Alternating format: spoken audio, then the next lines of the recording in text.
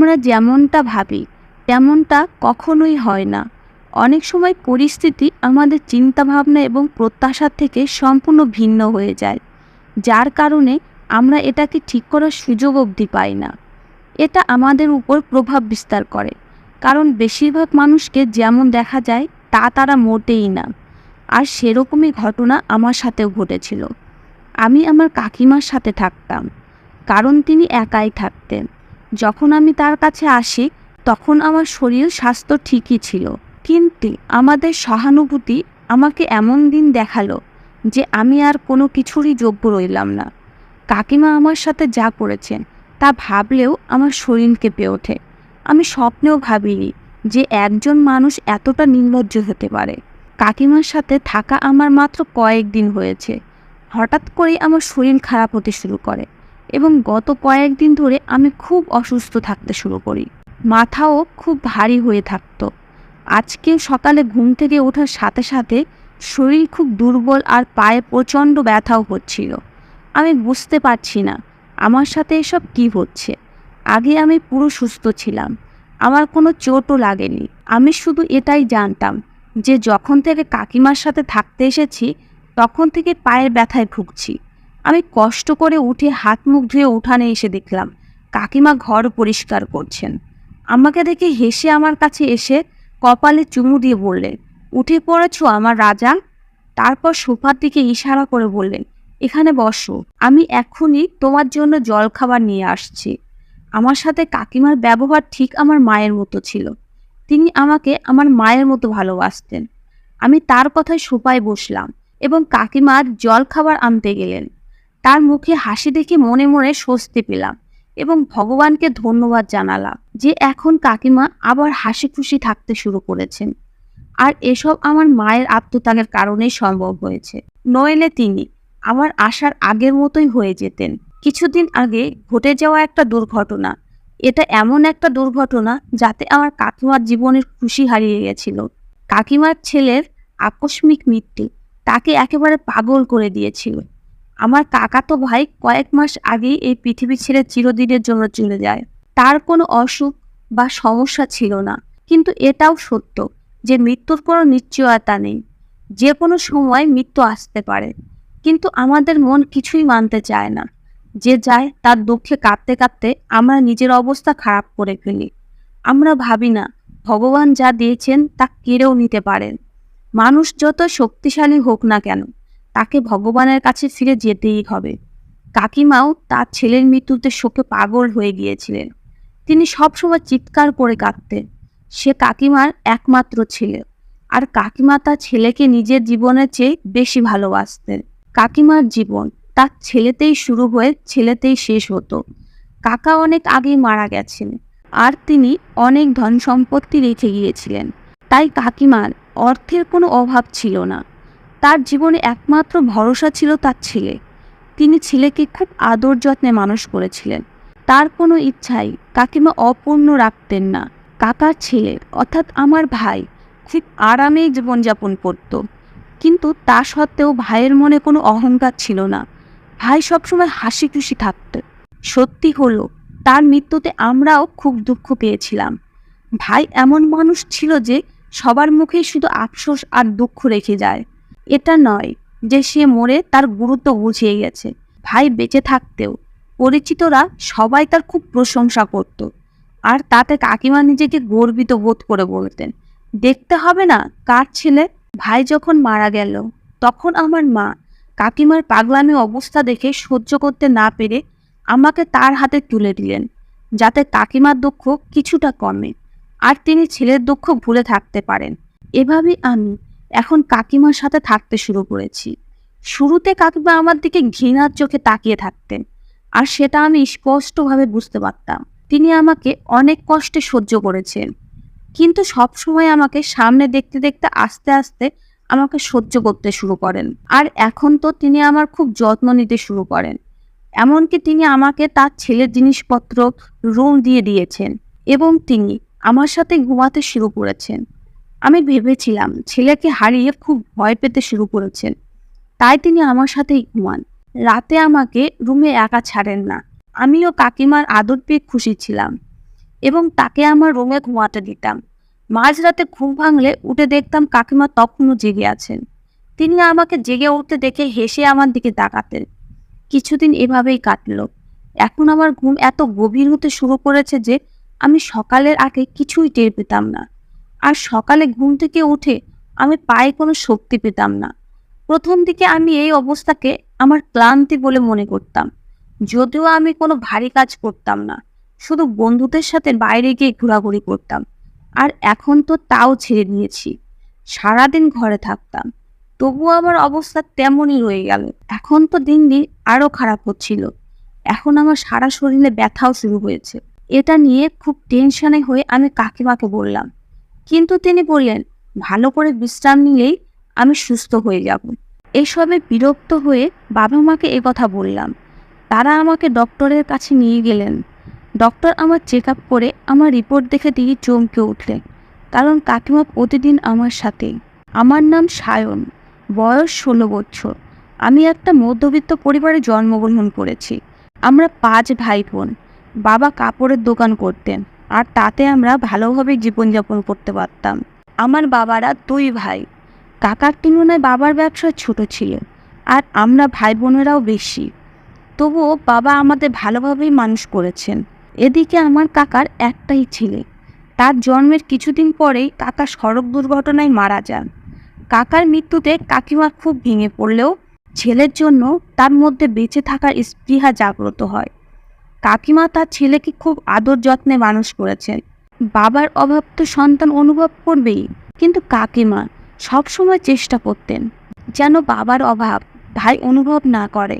তাই ভাইয়ের কোনো ইচ্ছাই তিনি অপূর্ণ রাখতেন না। কিন্তু আমাদের বাড়িতে অন্যরকম ছিল। আমাদের খাওয়া দাওয়া, পোশাক আশাক ভালো তো ছিল, কিন্তু লেখাপড়ার খরচ ও সংসারের অন্য খরচের কারণে আমার বাবার পুরো ইনকাম বেরিয়ে যেত। আমার মা কিছু টাকা সঞ্চয় করতেন, যাতে তাদের ছেলে মেয়ের বিয়ের সময় অন্যের কাছে হাত পাততে না হয়। আমরা ভাই বোনেরা আমাদের ইচ্ছা সীমিত রাখতাম। কিন্তু কাকার ছেলের ব্যাপার ছিল ভিন্ন।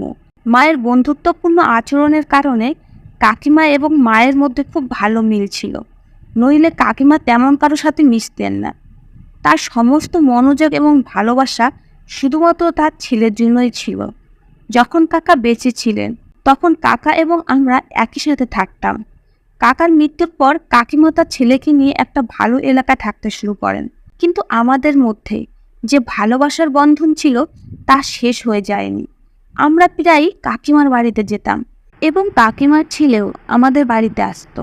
সে খুব ভালো এবং মিশুকে ছেলে, যে তার বাবার মৃত্যুর পরে আমার বাবাকে নিজের বাবা মনে করত, আর বাবাকে তার সমস্ত সমস্যার কথা বলতো। সে আমার মাকেও মায়ের মতো ভালোবাসতে, এবং আমাদের সাথেও তার খুব ভালো সম্পর্ক ছিল। আমাদের মাথায় আকাশ ভেঙে পড়ে যখন একদিন হঠাৎ ভোরে ভাইয়ের মৃত্যুর খবর পেলাম। আমরা সবাই হতভম্ব হয়ে গেলাম, কারণ একদিন আগেই ভাই আমাদের সাথে দেখা করে গেছে, আর সেই সময় সে একেবারে সুস্থ ছিল। হঠাৎ তার কি এমন হলো? মানুষের স্বাভাবিক স্বভাব হলো কারণ মৃত্যুর খবর শুনলেই আমরা তার মৃত্যুর কারণ খুঁজতে শুরু করি। আমরা মনে করি কেউ যদি ঘুমন্ত অবস্থায় মারা যায়, তাহলে এর পিছনে নিশ্চয়ই কোনো কারণ আছে, যদিও কারণ যে থাকবেই এমন কোনো কথাও না। আমরাও কাকাতো ভাইয়ের মৃত্যুতে হতবাক হয়ে কাঁদতে কাঁদতে কাকিমার বাড়িতে গেলাম। ঠিক সামনে ভাইয়ের প্রাণহীন দেহ পড়ে। এই দৃশ্য আমাদের সবার জন্য এতটাই কষ্টকর যে আমাদের হৃদয় ফেটে যাচ্ছিল। এই প্রথম হলে আমরা সেখানে পৌঁছালাম, আর ভাই আমাদেরকে দরজা অবধি এগিয়ে নিতে আসেনি। তাই আমাদেরই তার কাছে যেতে হলো। কাকিমার চিৎকার সারা বাড়িতে প্রতিধ্বনিত হচ্ছিল। সবার চোখ থেকে অশ্রু ঝরছিল। কাকিমার দুঃখ আমাদের মধ্যে সবার চেয়ে বেশি। সে ছিল তার প্রাণের ধন। আমরা সবাই কাঁদতে কাঁদতে কাকিমার কাছে গিয়ে ভাইয়ের মৃত্যুর কারণ জানতে লাগলাম। কাকিমা কাঁদতে কাঁদতে বললেন, রাতে তো ঠিকই ছিল, আমার সাথে খাবারও খেলো। তারপর বলল, আমার ভালো লাগছে না, আমি ঘুমাতে চাই। তখন আমি ওকে ওর রুমে গিয়ে ঘুমাতে বললাম। সকালে কলেজে যাওয়ার সময় হলে কাকিমা তাকে ডাকতে গিয়ে দেখে তার শরীরে প্রাণ নেই। তার আকস্মিক মৃত্যু সবাইকে হতবাক করে দিয়েছিল। কাকিমার জন্য এটা একটা বিরাট ধাক্কা। তিনি প্রায় পাগল হয়ে গিয়েছিলেন এবং ছেলের নাম ধরে প্রলাপ বকতে বকতে কাঁদছিলেন। ভাইয়ের শরীর যখন শেষকৃত্যের জন্য নিয়ে যাওয়া হচ্ছিল, তখন কাকিমা অজ্ঞান হয়ে পড়েন। আমার মাও খুব দুঃখ পেয়েছিলেন, কিন্তু তিনি তবুও কাকিমাকে সামলাচ্ছিলেন। আশেপাশে সবাই কাকিমার জন্য খুব দুঃখ অনুভব করছিলেন, কারণ তার এত জমি জমা, ধন সম্পত্তি এবং রানিং ব্যবসার কি হবে। স্বামী আগেই মারা গেছে, আর এখন একমাত্র ভরসার যুবক ছেলেও তাকে ছেড়ে চলে গেল।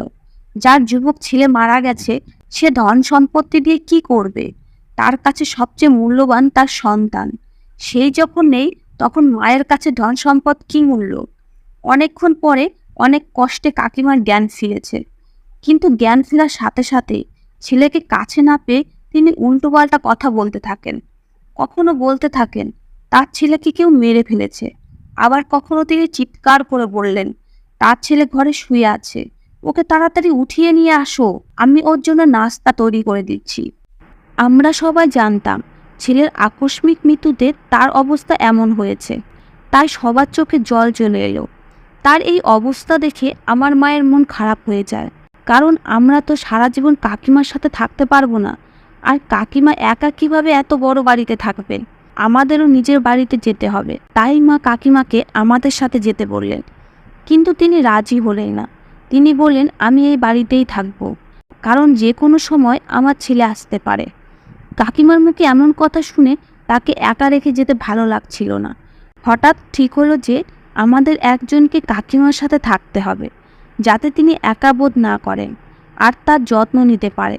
তাই বাড়ির সবাই মিলে আমাকে বুঝিয়ে শুনিয়ে কাকিমার কাছে রেখে চলে গেলেন। শুরুতে কাকিমার অবস্থা একই রকম ছিল।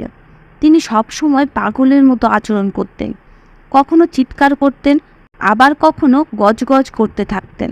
আমি তার সামনে থাকলে তিনি খুব বাজেভাবে আমার দিকে তাকিয়ে থাকতেন। মনে হতো তিনি আমাকে কাঁচা খেয়ে ফেলবেন। ওনার ছেলের জায়গায় আমার থাকাটা বোধহয় তার পছন্দ হয়নি। আমি কাকিমার দিকে তাকিয়ে ভয় পেতাম, কিন্তু মনে মনে ভাবলাম এখন তিনি খুব দুঃখে আছেন, তাই এরকম করছেন। আমি যদি ভয় পেয়ে তাকে একা রেখে চলে যাই, তাহলে কাকিমার কি হবে? আমিও তাকে নিয়ে চিন্তায় ছিলাম। আমিও চাইতাম যে কোনোভাবে কাকিমা স্বাভাবিক হয়ে উঠুক। তার শরীর আগের মতো ভালো হয়ে গেলেই আমি বাড়িতে ফিরে যাব। তাই সব খারাপ আচরণ চুপচাপ সহ্য করতাম, আর তাকে সব রকমভাবে বোঝানোর চেষ্টা করতাম। এখন তিনি ধীরে ধীরে বদলাতে শুরু করেছেন। এখন আর আমার দিকে বাজেভাবে তাকান না, বরং আমার দিকে খুশির আভা নিয়ে তাকান। মনে হতো আমি থাকায় তিনি খুব খুশি।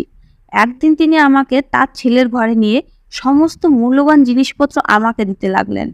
কাকিমার এত বড় পরিবর্তন দেখে আমি খুব অবাক হয়ে গেলাম, কিন্তু আমি খুশিও হয়েছি যে আমি তাকে দুঃখের সাগর থেকে বের করতে পেরেছি। ধীরে ধীরে কাকিমা স্বাভাবিক হচ্ছিলেন। এখন কাকিমা আমার খুব যত্ন নিতে শুরু করেছেন।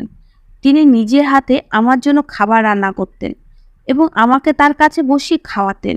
বেশিরভাগ সময় আমার পাশেই থাকতেন এবং কোনো না কোনো অজুহাতে আমার সব কাজ করে দিতেন।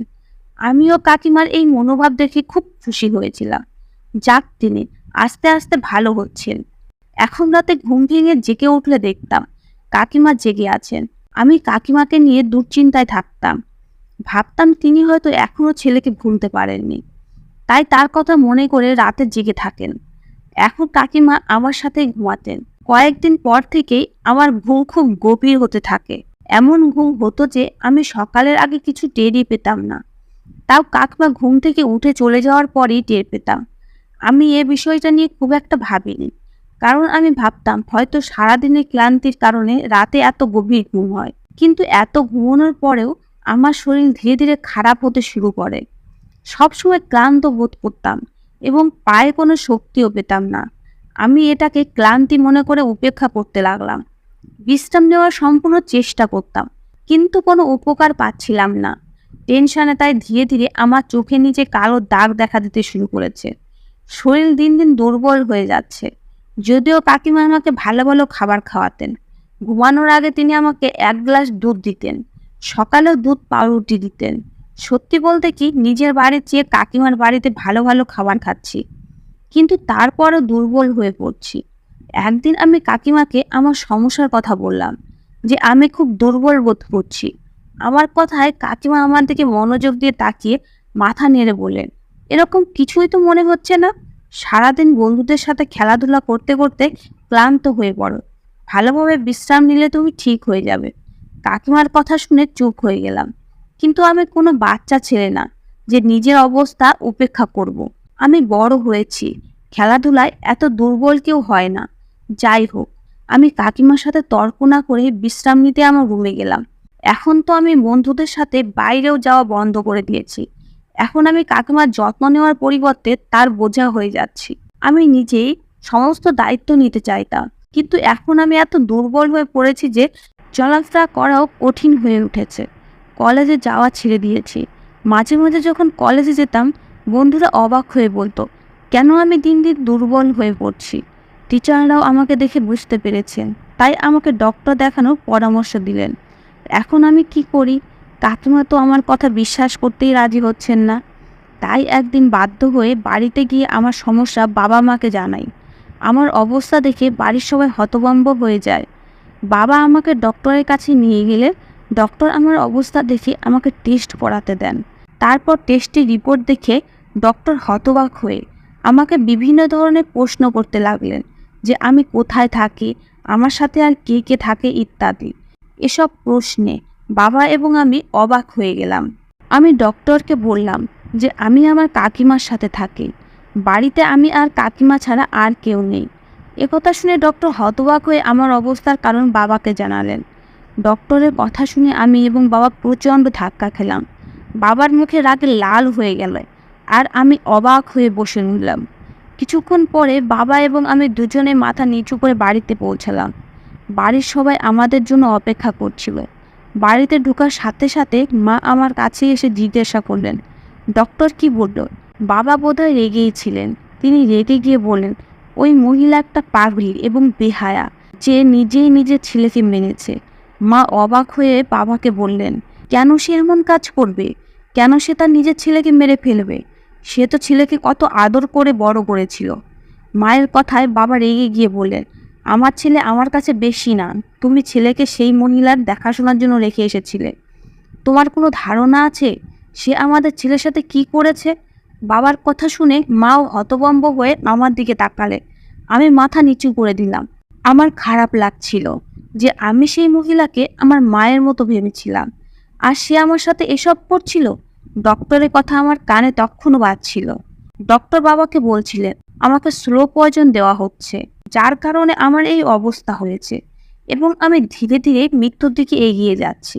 তখন আমি বুঝতে পারলাম কেন রাতে আমার এত গভীর ঘুম হতো, কেন কাকিমা প্রতিদিন ঘুমানোর আগে আমাকে 1 গ্লাস দুধ দিতেন। বাবা তখন মাকে বলল, ছেলে যদি বাড়িতে এসে না বলতে, তাহলে সেও একদিন চুপচাপ এই পৃথিবী ছেড়ে চলে যেত, আর আমরা মৃত্যুর কারণও জানতে পারতাম না। মা আমার অবস্থা দেখে কাঁদছিলেন এবং আমার কাছে ক্ষমা চেয়ে বলছিলেন, আমাকে ক্ষমা করে দে, আমি বোকা, তাই সেই মহিলাকে চিনতে না পেরে তোকে তার হাতে তুলে দিয়েছিলাম। আমি জানতাম যে এতে মায়ের কোনো দোষ নেই। আমি মায়ের কাছে বোঝা না, তিনি কাকিমার দেখাশোনার জন্য আমাকে সেখানে রেখে এসেছিলেন। এখন মা আমাকে বাড়িতেই রেখে দিলেন। তারপর একদিন আমি, বাবা এবং মা আমার জিনিসপত্র নিতে কাকিমার বাড়িতে গেলাম। বাবা কাকিমাকে উল্টোপাল্টা কথা শুনিয়ে দেন যে সে তার যুবক ছেলেকে এখানে রেখে গেছিল, আর তার সাথে এমন খারাপ কাজ করতে তার বুক কাঁপল না। এর উত্তরে কাকিমা যা বললেন তা শুনিয়ে আমার বাবা মায়ের মুখ থেকে কথা হারিয়ে গেল। তারা কিছু বুঝতেই পারছিলেন না। কাকিমা চিৎকার করে বলতে লাগলেন, তোমরা সহানুভূতির জন্য না, বরং আমার সম্পত্তির লোভে তোমাদের ছেলেকে আমার কাছে রেখে গেছিলে। তোমরা আমার ছেলেকেও হাত করে নিয়েছিলে।